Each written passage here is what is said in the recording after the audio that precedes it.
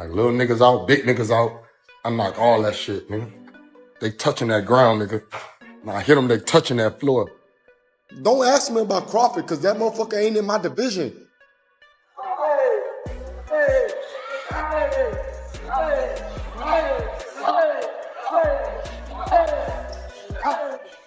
I want all the smoke.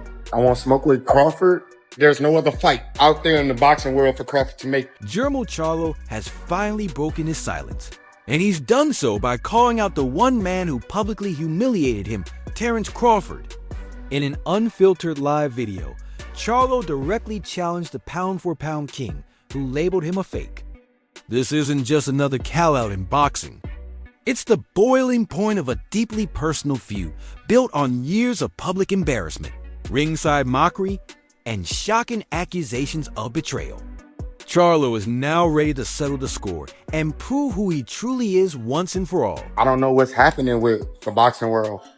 It's like right after my era with the Canelo shit, it's just like I started to watch boxing change, and I got my little distance, and I thought that it was important for me to just focus strictly on my family and my kids and my life and my future. And I got M's. I got hella M's because I was knocking them niggas out before they was even boxing. They started boxing. All these boxers that's really. I'm in the third generation of boxing. Right? I was fighting when Mayweather was fighting.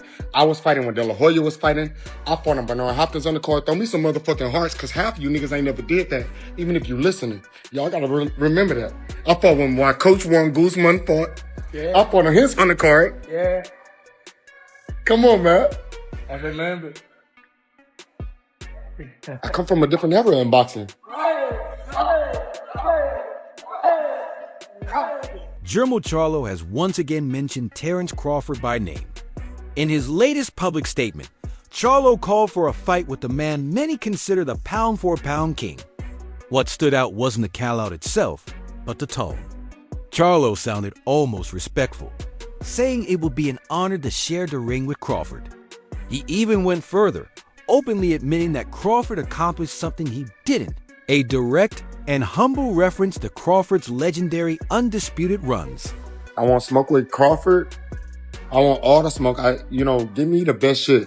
I'm in shape. I train. My lifestyle is on the move. Everything is great. So why the fuck would I want the best, man? What y'all talking about, dog? I don't got time to be playing with none of these people with these promotionals and all of these shits. I'm with the old school boxing. I'm following all of the Muhammad Ali Act and all that shit. I mean, man, whatever. Y'all want to change shit? Change. If they gave me a offer for Crawford, and me and Crawford, I talked to him one time. I'm excited. I'm so. It'll be an honor to get in the ring with him, not just today, just because of what he done as becoming undisputed. He completed something that I didn't complete, and so being in the ring with Crawford would be amazing. I give him the best fight of today's era. I don't think that there's no other fight out there in the boxing world for Crawford to make right now. The best fight really would. On the surface, it appears to be a professional champion respectfully challenging another. But that respectful bow conceals a far more personal history between the two men. I'm not moving up in weight. I really like the weight I'm in. I'm slim. I was out of my element. Some people can operate better when they out of their element. I'm not. I know how to be dealt with. But call me Money Mel, bitch, for the rest of this day. I'm fucking Money Mel, and we're turning the money show on. To understand what's really happening, you have to go back to the most vulnerable moment of Charlo's career. This isn't the first time he's tried this. His original call-out came in September 2023, but the context was completely different. It wasn't a confident video, it was a desperate plea. Charlo was standing in the middle of the T-Mobile Arena, having just been dominated, embarrassed, and shut down over 12 lopsided rounds by Canelo Alvarez. In that moment of defeat, Charlo grabbed the mic and said, "Yeah, Terence Crawford could be on the radar. I think he already probably been on Twitter, like lip wrestling with the internet, just to get some clout, some fans, and it's fine, but he's a champion. He's great at what he do. I haven't been beefing, truthfully. He's just feeling himself right now. And he's a top dog. He's moving up in weight. and everybody want to fight the best. 168 is considerably still kind of like not my weight division because it's not as easy to make 168. I have to gain weight and gaining weight when you're working really hard is really tough, you know. You can easily walk around at 168, you know. So I'm definitely not the naturally bigger fighter. So 168 is not my weight division. I think I would have to see him in a different. The most shocking part was that Terence Crawford was sitting ringside, watching the entire humiliating spectacle. He saw the loss. He heard the call-out. And his reaction wasn't to build a future fight. It was to tear Charlo down. Crawford immediately took to social media and publicly ridiculed Charlo's effort against Canelo, mocking his performance in front of the entire boxing world.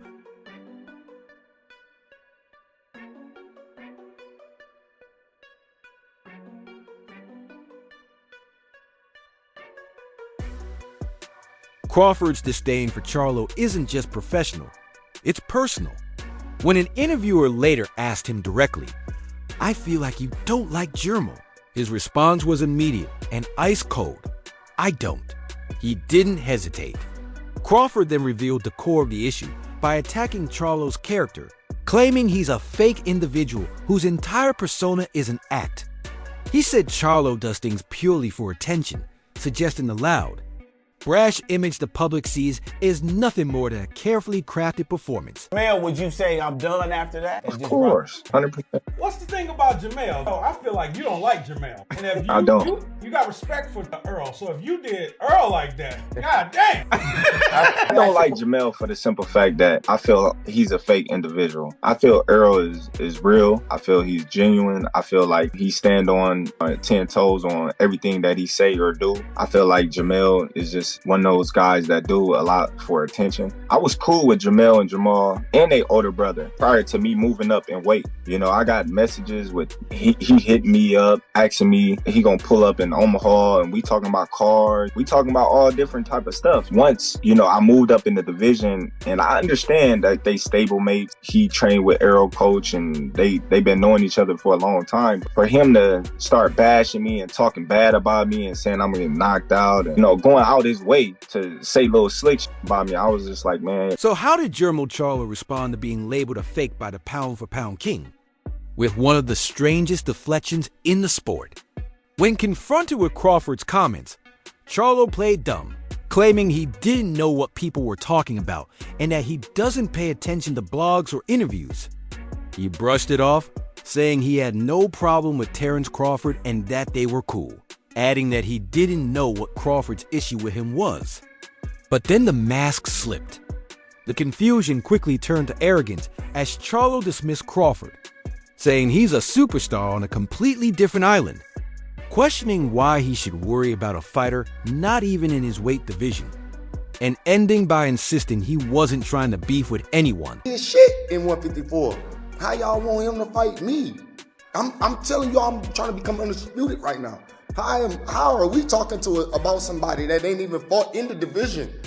How do he just jump from there to there? Like what connection do he got to this world? Where that tall, lanky motherfucker at? Maybe I'll be the shot caller and make the decisions on who I want to fight next. Fondora, go fight somebody else. I don't know. Crawford, go fight. Y'all fight each other. I'm busy. Motherfucker, I'm busy. When he fighting again? Shit. When the fuck is he fighting again? Like, who the fuck he fought last? Like, I don't even know nothing about the kid. Don't ask me about Crawford, because that motherfucker ain't in my division. Like, we talking about a 147 pounder that was a 140 pounder. We need to fucking I get it. He won the undisputed, right? At 147 and 140. This shit is different when they get down to 147.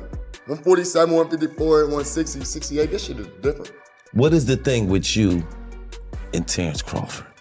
Why he keep calling you out? He don't even fight in your weight class. Well, I guess he has plans on moving up to fight in your weight class.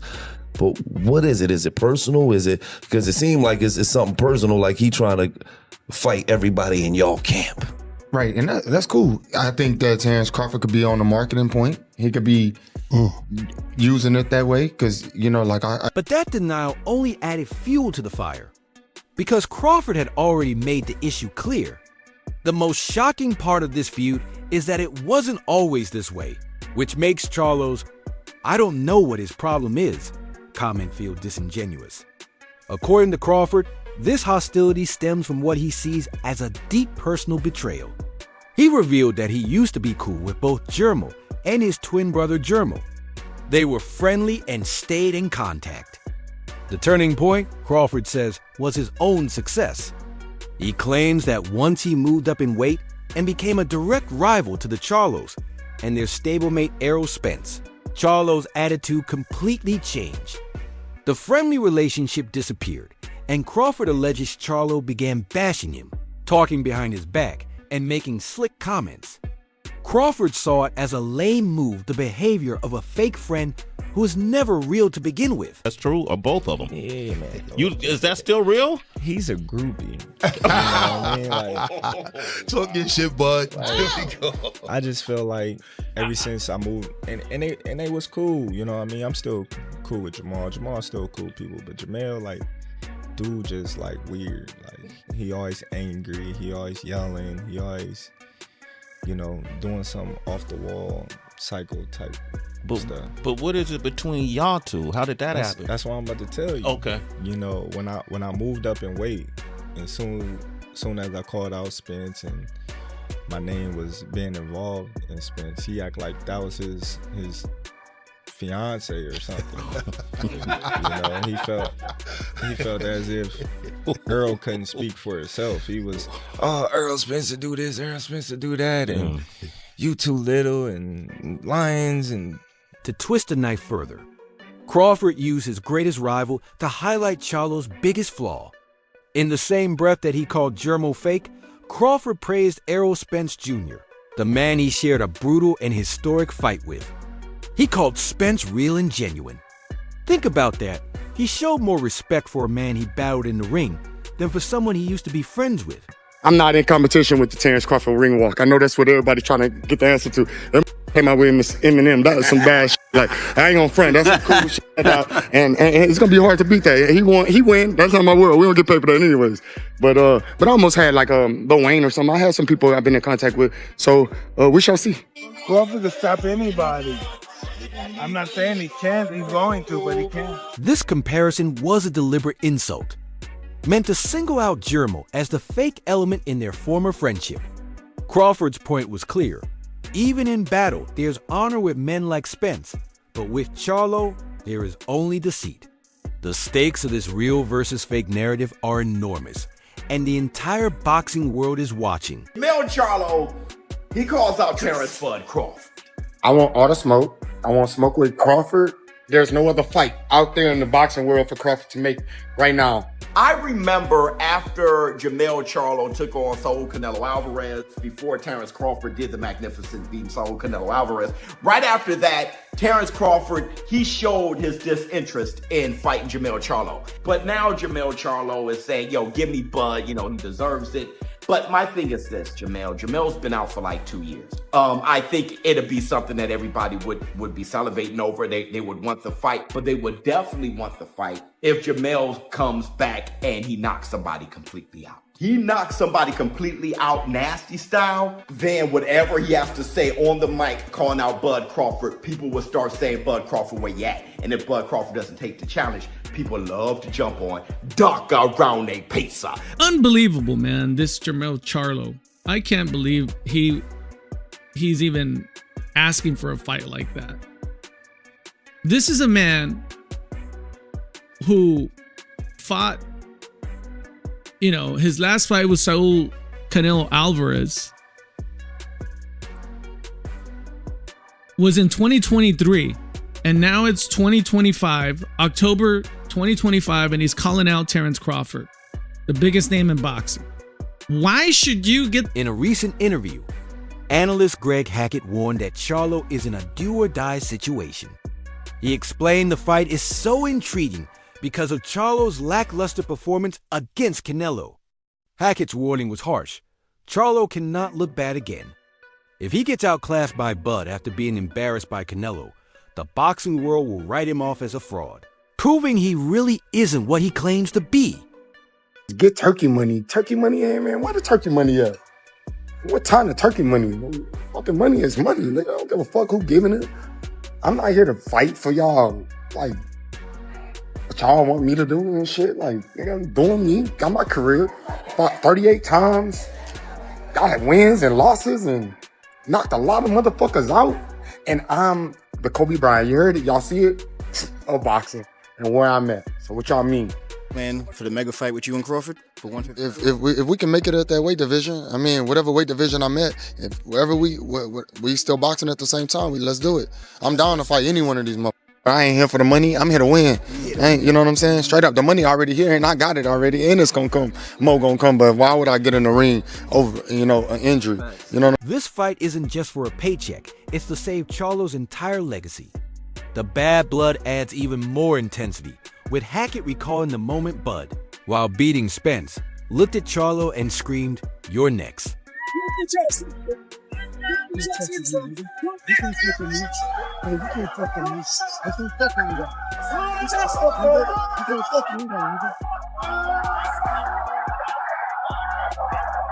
Let us say weight class? Nah, that nigga ain't in my weight class. Bro, I'm fighting Canelo next. I don't know what that nigga talking about. I'm undisputed at 154. I already did that. Some niggas can't fuck with me, nigga. This brings us to today. Charlo hasn't fought once since that humiliating loss to Canelo over 2 years ago. Now he's back, insisting his motivation isn't money.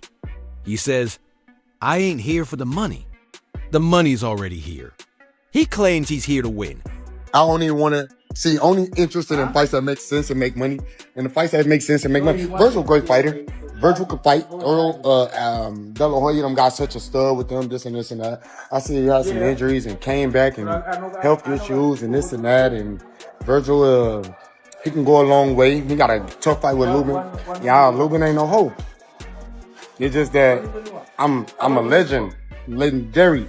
But those words ring hollow for a few reasons. First, Terence Crawford recently did what Charlo couldn't. He moved up and defeated Canelo Alvarez, the very man who exposed Charlo. That victory puts Crawford on a completely different level, leaving Charlo on the outside, desperately chasing the man he allegedly betrayed. Charlo's call-out might very well be falling on deaf ears. Charlo thinks he would give Terence Bud Crawford the best fight of today's era. Listen, I'm all for confidence, but let me make this very clear.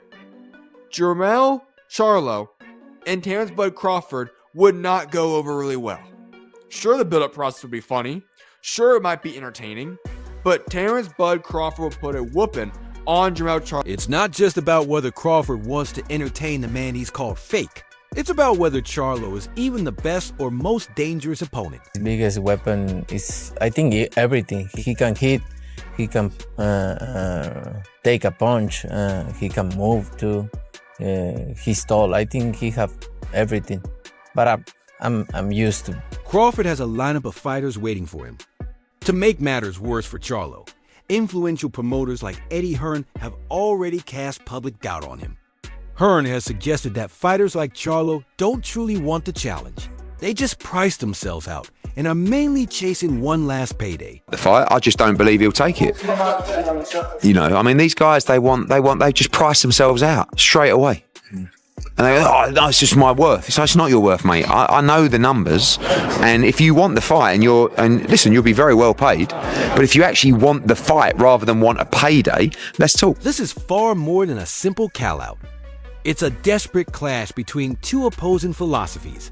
Crawford, who values genuine respect and authenticity above all else, and Charlo, whom he has branded as fake to the core. And just seeing the fact that obviously undisputed is what you want, you're obviously going to be rooting for Jermell to win his fight so that he maintains that. That's the specific guy that you would want, or is it just 154? Yeah, that would be the guy that I want, but if for whatever reason he don't be victorious, I want to go at the guy that beat him.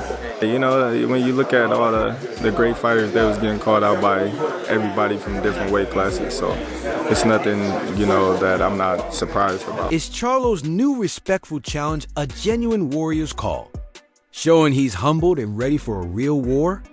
Or is it just a last-ditch attempt from a fighter who's been exposed? hoping for one final massive payday from the man who holds all the cards? When Bud walks in the room, the energy changes. He's just a different dude. Mel Charlo has a lot of that same energy. The energy just changes. And I think when you have that type of scenario, that fight is very makeable. I think it's highly likely you see Bud versus Mel in the ring with. That's all for today's video. If you enjoyed it, make sure to like, subscribe, and hit the bell icon so you don't miss our upcoming content. Share your thoughts in the comments. Stay tuned, and we'll see you in the next video.